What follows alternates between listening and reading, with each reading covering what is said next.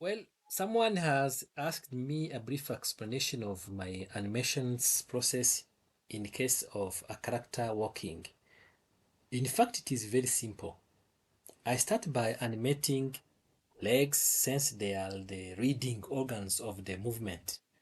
This is done referring to the speed to be allocated to our character. Of course, you understand that if the character has to walk in quick motion, the interframes have to be short. If it is the slow motion, the interframes need to be long. As soon as I finish with the legs, then comes the arms.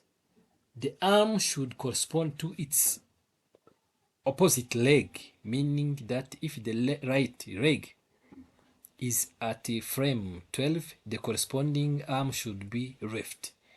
This ensures a swift motion of our character. As soon as I finish the motion of both the legs and arms, I continue with the in-between of frames.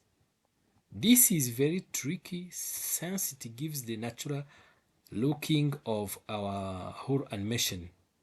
Then, of course, at the end, I adjust the poses and that what takes maybe a lot of time.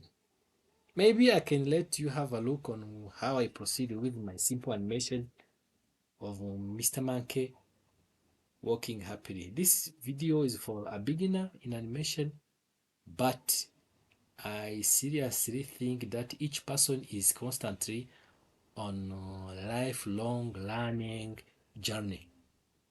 So enjoy.